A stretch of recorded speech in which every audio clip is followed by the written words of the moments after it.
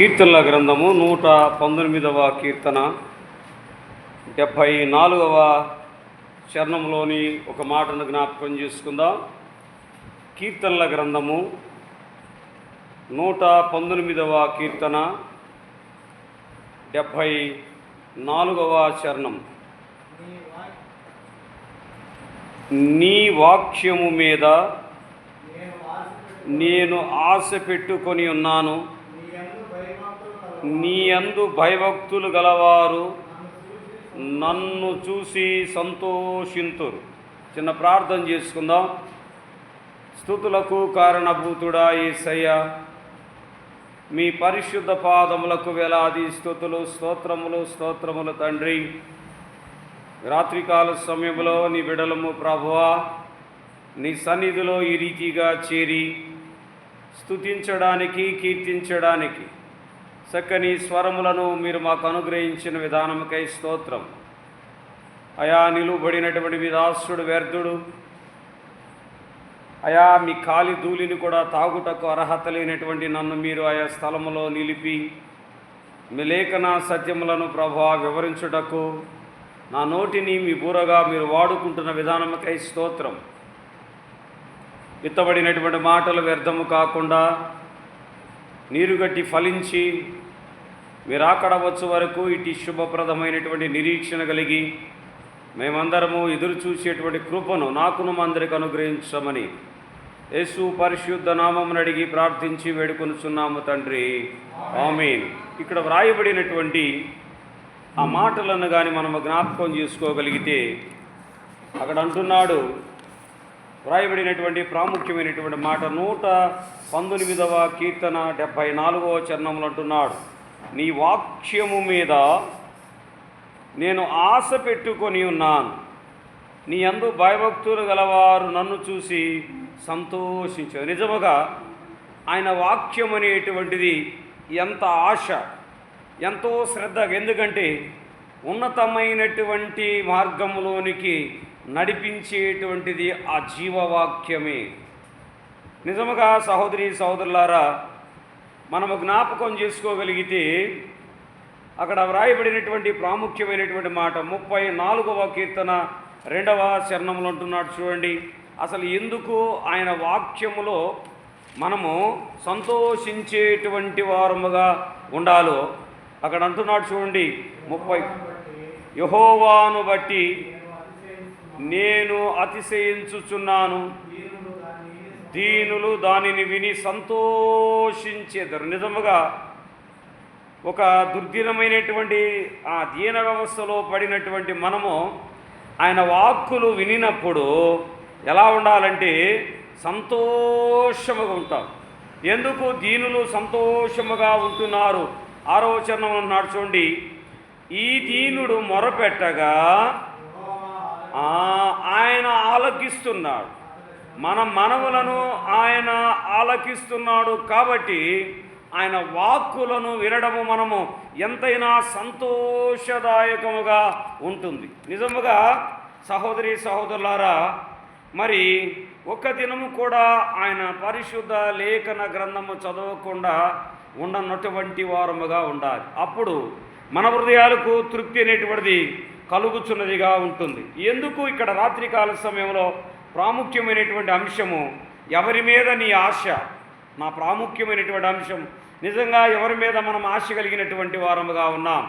మొదటి మాటగా చూద్దాం. 130వ కీర్తన 130వ కీర్తన యాత్ర కీర్తన 130వ కీర్తన 7వ చరణంలో అంటున్నాడు ఒక మాట. చూడండి, అక్కడ ఇశ్రాయేలు యెహోవా మీద ఆశ పెట్టుకొనుము, యెహోవా యొద్ద కృప దొరుకును, ఆయన యొద్ద సంపూర్ణ విమోచన దొరుకును.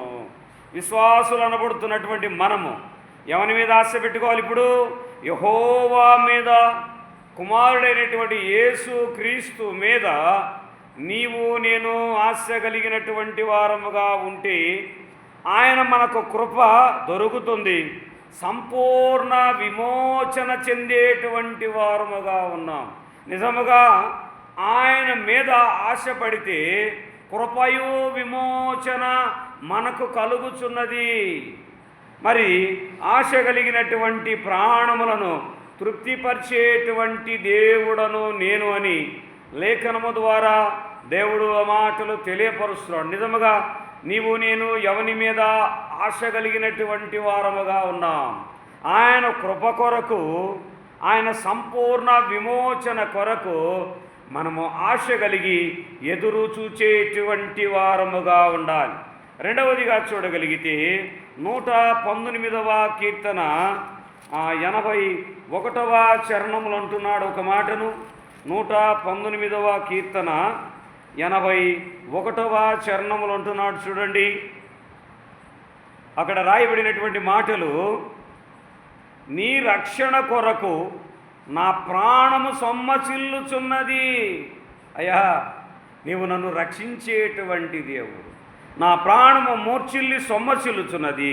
నేను నీ వాక్యము మీద ఆశ పెట్టుకొని ఉన్నాను. నీ వాక్యము నా పాదములకు దీపముగా ఉన్నది, అది నా త్రోవలకు వెలుగుగా ఉన్నది. వెలుగునిచ్చేటువంటిది వాక్యం. నిజముగా చీకటి బ్రతుకుల్లో బ్రతుకుచున్నటువంటి మనలను, అంధకార సంబంధమైనటువంటి జీవితాలు కలిగినటువంటి మనలను, లోక సంబంధముగా జీవిస్తున్నటువంటి మనలను ఈ జీవవాక్యము తన వెలుగులోనికి, ఆశ్చర్యకరమైనటువంటి వెలుగులోనికి నిన్ను నన్ను నడిపిస్తూ ఆ త్రోవలను సరళము చేస్తున్నదిగా ఉన్నది. నిజముగా ఆయన వాక్యము ఎలా ఉన్నదంటున్నాడు, నేను నీ వాక్యము మీద ఆశ పెట్టుకొని ఉన్నాను. నీ వాక్యము నన్ను సరిచేస్తున్నది, నీ వాక్యము నన్ను భద్రపరుస్తున్నది. నేను ఎచ్చటి మార్గమునకు నడవవలెనో అచ్చటి మార్గమునకు నీ వాక్యమే నన్ను నడిపించుచూ ఉన్నది.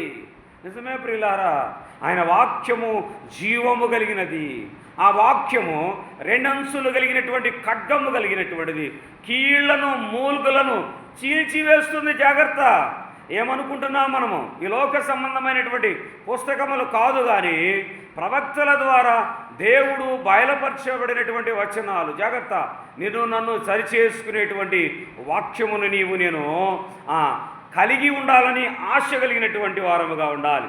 మూడవదిగా చూడగలిగితే 130వ కీర్తన 130వ కీర్తన యాత్ర కీర్తన 5వ చరణములు అంటున్నాడు చూడండి.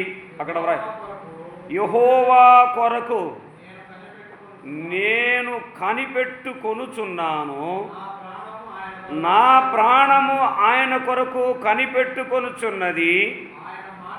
ఆయన మాట మీద నేను, చూడండి, ఆయన మాట ఇస్తే తప్పేటువంటి వాడు కాదు. మరి నీవు నేను ఆ మాటలోనే ఉంటున్నామా? ఆ బాటలోనే నడుస్తున్నామా? ఆయనకిచ్చినటువంటి మాట, ప్రభా ఇదిగో నేను ఈ లోకము నుంచి వేరుపరచబడ్డానయ్యా. నా పాపములో, నా శాపములో, నా అతిక్రమములో నీ రక్తము ద్వారా నన్ను శుద్ధీకరించావు. ఆ దినము నుంచి నేను ఈ లోకయాత్ర ముగించేంత వరకు నీ యందు భయభక్తులు కలిగినటువంటి వాడుగా ఉంటానయ్యా అని కనిపెట్టుకొనుచున్నామా? మరి ఆయన రాకడ ఎప్పుడు వస్తుందో, ఒకవేళ ఆయన రాకడ ఈ సమయంలో వస్తే ఆయనతో కొనిపోబడుతామనేటువంటి ఆశ కలిగినటువంటి వారముగా ఉన్నామా? అటువంటి తృప్తి, అటువంటి సంతృప్తి కలిగినటువంటి వారముగా నీవు నేను జీవించగలుగుతున్నామా? సహోదరి సహోదరులారా, జ్ఞాపకం చేసుకుందాం. ఎంతకాలము భక్తిలో గడిపాము కాదు, కానీ ఎంత నమ్మకముగా కొనసాగించబడుచూ ఉన్నటువంటి వారముగా ఉన్నామో అది మనము జ్ఞాపకం సారికి జ్ఞప్తికి తెచ్చుకోవాలి. అక్కడ రాయబడిన మాట అంటున్నాడు చూడండి, యెహోవా కొరకు నేను కనిపెట్టుకొనుచున్నాను, నా ప్రాణం ఆయన కొరకు కనిపెట్టుకొనుచున్నది. ఆయన మాట మీద నేను అతిశయపడుచున్నాను. ఆ మాట ఎలాంటిదంటే జీవమునిచ్చేటువంటి మాట. ఆశ పెట్టుకొని ఉన్నాను. ఆయన ఏ వాక్కును నాకు అందించబోతున్నాడు, ఏ విధంగా నన్ను బలపరచబోతున్నాడు, ఏ విధంగా నన్ను ఆయన తృప్తి పరచబడుతున్నాడో అని ఆ వాక్కు కొరకు మనము ఎదురు చూచేటువంటి, ఇది విశ్వాసులలో కనబడేటువంటి ప్రాముఖ్యమైనటువంటి లక్షణము. నిజముగా ఆయన వాక్కు కొరకు నీవు నేను ఎదురు చూస్తున్నటువంటి వారముగా ఉన్నామా? ఏమి ఇవ్వబోతున్నాడు ఆయన వాక్కు? ఇర్మియాకి ఇచ్చాడు వాక్కు, యెషయాకి ఇచ్చాడు, దానియేలుకి ఇచ్చాడు, దావీదుకి ఇచ్చాడు వాక్కు, సమూయేలుకు కూడా ఇచ్చాడు. మరి నీవు నేను ఎటు వాక్కును ఆయన యుద్ధ నుంచి పొందుకోవాలని కోరుకుంటున్నాం. సహోదరి సహోదరులారా, మనము నిరీక్షణతో ప్రార్థించగలిగితే ఆయన వాక్కులను మనము గ్రహించేటువంటి వారముగా ఉంటున్నాం. నిన్న దినాన నేను పోలిరెడ్డిపాలెం దగ్గర 52 ఎకరాల స్థలాల్లో వాక్యము మాట్లాడటానికి వెళ్ళాను. నేను వాక్యము మాట్లాడింది సువార్త ప్రకటించకపోతే శ్రమని మాట్లాడుతూ ఉంటే, వాక్యం అయిన తరువాత 2 సహోదరులు వచ్చారు. మా గురించే చెప్పారయ్యా, మా గురించే వాక్యం మాట్లాడారు. వారెవరో నాకు తెలియదు, మరి నేను ఎప్పుడూ చూడలేదు. వాక్యం ముగించుకొని భోజనం చేస్తున్నటువంటి సందర్భంలో వారు ప్రత్యక్షంగా వచ్చి దర్శించి తన సాక్ష్యాన్ని తెలిపినటువంటి వారుగా ఉన్నారు. దేవుడు మా కొరకే ఈ వాక్కును బయలుపరిచాడు. నిజముగా ఆయన ఎవరి ద్వారా ఎవరితో మాట్లాడతాడో అది ఆయన చిత్తమై ఉన్నది. 4వ మాట చూడగలిగితే 119వ కీర్తన 43వ చరణములు అంటున్నాడు ఒక మాటను. 119వ కీర్తన 43వ చరణములు అంటున్నాడు చూడండి.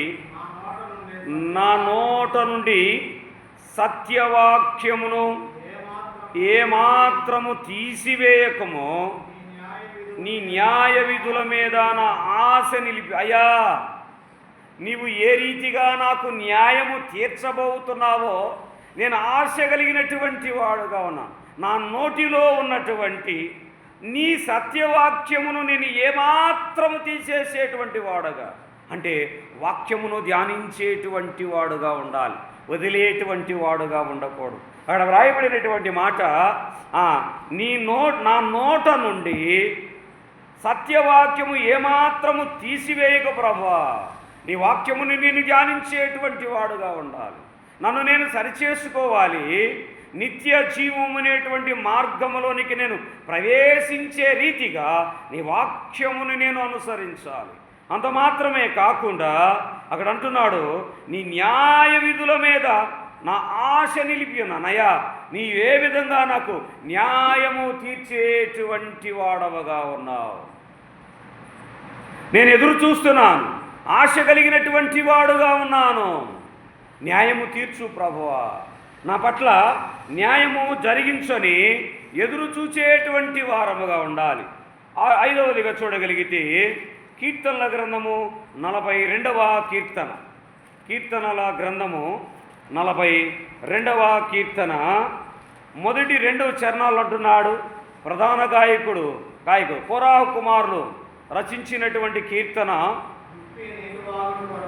మొదటి 2, దుప్పి నీటి వాగుల కొరకు ఆశపడునట్లు దేవా నీ కొరకు నా ప్రాణము ఆశపడుచున్నది. నా ప్రాణము దేవుని కొరకు తృష్ణగొనుచున్నది, జీవము గల దేవుని కొరకు తృష్ణగొనుచున్నది. దేవుని సన్నిధికి నేనెప్పుడు వచ్చేదను, ఆయన సన్నిధి నేను ఎప్పుడు కనబడేదను. ప్రాణం ఎలా ఉంచండి అక్కడ. మరి కోరాహు దుర్మార్గుడే, కానీ కోరాహు కుమారులు ఎలా ఉన్నారు? 11 కీర్తనలో రాసినటువంటి వారుగా ఉన్నారు.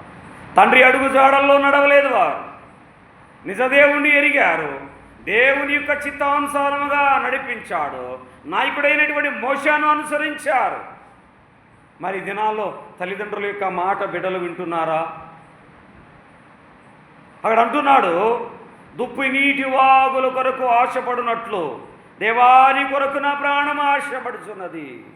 అవును ప్రభా, నీవు జీవము కలిగినటువంటి దేవుడవు. ఈ లోకము ఎప్పటికైనా నశించిపోతున్నది. ఈ లోకయాత్ర మేము ఎప్పటికైనా ముగించేటువంటి వారమే. కానీ ప్రభా, నిన్ను కలిగి మేము జీవించగలిగితే అది మా ప్రాణమును సంతృప్తిపరిచేదిగా ఉంటుంది. చూడండి, కోరాహు కుమారుల యొక్క రాయబడినటువంటి ఆ వాక్చాతుర్యం ఎలా ఉన్నదో. అయ్యా నీ కొరకు మేము ఆ రీతిగా ఎదురు చూస్తున్నాం. నీవు ఎప్పుడు వస్తావో, నీవు జీవము కలిగినటువంటి దేవుడవు, నీ సన్నిధిలో నీ యందు నిందారాహిత్యము కలిగినటువంటి వారముగా, యథార్థముగా ఉండేటువంటి వారముగా జీవించాలని కోరుకొనుచున్నటువంటి వారుగా ఉన్నారు. మరి నీవు నేను అటు కోరికను కలిగి ఉన్నామా సహోదరి సహోదరులారా? ఆరవదిగా చూడగలిగితే యోహాను రాసినటువంటి మొదటి పత్రిక 2వ అధ్యాయం, యోహాను రాసినటువంటి మొదటి పత్రిక, యోహాను రాసినటువంటి మొదటి పత్రిక 2వ అధ్యాయం, యోహాను రాసినటువంటి మొదటి పత్రిక 2వ అధ్యాయము 17వ వచనములో అంటున్నాడు ఒక మాటను చూడండి. 2:17 అంటున్నాడు చూడండి. లోకమును దాని ఆశలు గతించిపోవుచున్నవి గాని దేవుని చిత్తము జరిగించువాడు నిరంతరము నిలచును. నిజముగా నీవు నేను ఏ చిత్తమును కలిగి జీవిస్తున్నాం? నీవు నేను ఎట్టి యథార్థతను కలిగినటువంటి వారముగా జీవించుటకు ఇష్టము కలిగినటువంటి వారముగాను, ఇష్టపడుచున్నటువంటి వారముగా ఉన్నాము. లోకము దాని ఆశలు గతించిపోవును, కానీ దేవుని మాటలు ఎలా ఉన్నాయి? యథార్థముగా నిలుచును, నిత్యము నిలుచును. ఈ లోకములో మనము చూచుచుండగానే అనేకులు లోకం విడిచిపోయారు, కానీ జీవగ్రంథం ఎలా ఉన్నది? నేటికి కూడా అనేక లక్షల కాపీలు ప్రింట్ అవుతూనే ఉన్నవి. ఇది సజీవుని యొక్క మాటలు కాబట్టి నిత్యము అనేక రీతులుగా సత్యస్వార్త వినిపించబడుచు ఉన్నది. నిజముగా లోకం విడిచి మనం వెళతాము, ఈ లోకము నశించిపోతుంది. ఎందుకంటే మరలా అంటున్నాడు ఆయన, కొత్త భూమి కొత్త ఆకాశము రాబోచున్నది. మరి 9 మాసములు చంద్రుని దగ్గరకు వెళ్ళినటువంటి సునీత విలియమ్స్ అంటుంది నిన్న మట్టినటువంటి మాటలో, ఈ భూమి ఆకాశము అంతము కాబోతుందంది. మొదటి మాట ఆమె పలికినటువంటి మాట అదే. మరి ఏమి బయలుపరిచాడో దేవుడు తెలియదు, కానీ ఈ భూమి ఆకాశం లయమైపోబోతుంది మరలా అని పలుకుతుంది. నిజముగా ఆయన అంటున్నాడు, ప్రకటన గ్రంథంలో అంటున్నాడు కదా, కొత్త భూమి కొత్త ఆకాశమును మరలా మీకు రప్పించబోతున్నాను. ఇవన్నీ లయమైపోతున్నాయి. ఒక దినములో లయమైపోయిన నోవాహు జలప్రళయ కాలంలో మరలా అదే సిత్తు జరిగించబోచున్నాడు. జాగ్రత్త. లోకము కొరికే పరుగులెడుతున్నావా? లోకాశల్లో మునిగి తేలుచున్నటువంటి వాడవుగా ఉన్నావా? దేవుని కొరకు దుప్పి నీటి వాగుల కొరకు ఆకలి కొనినట్లు నీవు దేవుని వాక్యము పట్ల శ్రద్ధ కలిగినటువంటి వాడవుగా ఉన్నావా? 7వ మాటగా చూడగలిగితే సామెతల గ్రంథము, జ్ఞాని అయినటువంటి సొలొమోను రాసినటువంటి సామెతల గ్రంథము 10వ అధ్యాయం 24వ వచనములు అంటున్నాడు ఒక మాటను. సామెతల గ్రంథము 10వ అధ్యాయము 24వ వచనములు అంటున్నాడు చూడండి. భక్తిహీనుడు దేనికి భయపడునో అదే వాని మీదకు వచ్చును, నీతిమంతులు ఆశించున్నది వానికి దొరుకును. చూడండి, ఇక్కడ 2 రకాలు కలిగినటువంటి వ్యక్తులు, భక్తిహీనుడు, నీతిమంతుడు. ఎవడు ఈ భక్తిహీనుడు? దేనికి భయపడును. భక్తిహీనుడు నిజముగా దేనికి భయపడుచు ఉన్నటువంటి వాడుగా ఉన్నాడు అంటే, ఈ లోకము ఈ లోక క్రమము చొప్పున వాడు భయపడేటువంటి వాడుగా ఉన్నాడు. చూద్దాం, యోబు గ్రంథము 15వ అధ్యాయము 21వ వచనములు అంటున్నాడు చూడండి. యోబు గ్రంథము 15వ అధ్యాయము 21వ వచనములు అంటున్నాడు చూడండి. భీకరమైన ధ్వనులు వాని చెవులో బడును, క్షేమకాలము పాడు చేయవారు వాని మీదకు వచ్చుదురు. ఎవరిళ్ళు? భక్తిహీనులు ఎదురకు భీకరమైనటువంటి ధ్వనులు, యుద్ధము, మహాప్రళయములు అనేటువంటివి సంభవించబోచున్నవి. ఎవరు? భక్తిహీనులు. దేనికి భయపడుతున్నారంటే, అదే నీతిమంతులు వారు ఏం చేస్తున్నారు? వారికి ఆశించినదంతా దొరకబోయేటువంటి వారుగా ఉన్నారు. ఇక్కడ మనము లేఖనములో ఆ మాటలు కానీ చూడగలిగితే అంటున్నాడు, కీర్తనలలో 15:5 అంటున్నాడు చూడండి ఒక మాటను.